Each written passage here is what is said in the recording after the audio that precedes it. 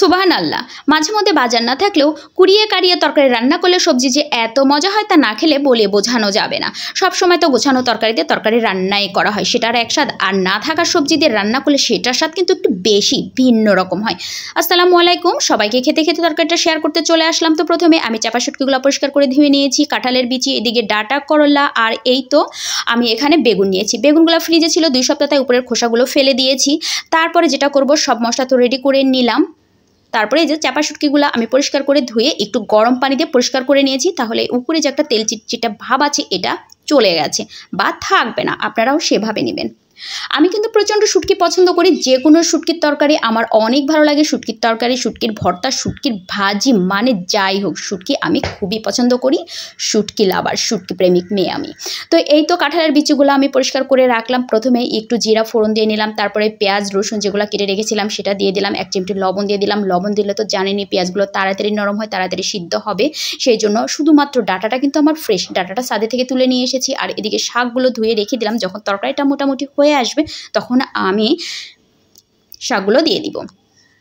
তো যাই হোক, পেঁয়াজগুলো যেহেতু মোটামুটি ভাজা হয়ে আসলো, আমি মশলাগুলো ঢেলে দিলাম। এবার যেটা করব, প্রথমে কাঁঠালের বিচি দিয়ে দিব, তারপরে তরকারি যে কেটে রেখেছি, আমি কষাবো না খুব একটা কাঁঠালের বিচি, কারণ কাঁঠালের বিচি যেহেতু সেদ্ধ করাই আছে। তো তরকারিগুলো ঢেকে দিলাম। এই তো তরকারিগুলো নাড়াচাড়া করে যখন মোটামুটি মানে দমে আসবে, মানে নরম হয়ে আসবে, তখন পরিমাণ মতো পানি দিয়ে দেবো। তো এই পর্যায়ে আমি ঢাকা দিয়ে দিলাম। আর এদিকে মেয়ে কী করছে সেটাও দেখতে আসলাম।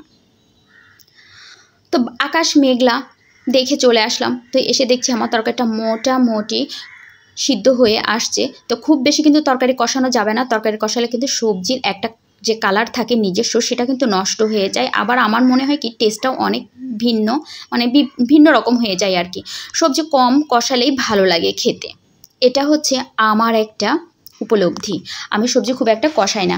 তো এই তো সবজিটা যেহেতু মোটামুটি সিদ্ধ হয়ে গেছে, তো এই পর্যায়ে আমি শাকগুলো দিয়ে দিলাম। পানি দেইনি কিন্তু, এজন্য পানি দিলাম না, কারণ শাক যখন পানি থেকে তুলে দিব তখন কিন্তু শাকের মধ্যে বেশ একটা পরিমাণ পানি থাকে। আর এই যে তরকারি কাটাকাটি করেছিলাম উচ্ছিষ্ট, সেগুলো আমি বাইরে ফেলে দিতে আসলাম। তারপরে এসে দেখি আমার তরকারি চুলা বন্ধ হয়ে আছে। হাই হাই হাই, কী করব এখন? আবার গ্যাসের সিলিন্ডার আমাকে চেঞ্জ করে তারপর রান্না করতে হবে। তরকারি এসে দেখছি একেবারে বন্ধ। তো যাই হোক, সিলিন্ডার লাগালাম, লাগিয়ে আমি আবার তরকারিটা একটু নাড়াচাড়া করে দিলাম। এই দেখেন পানি ছেড়ে দিছে।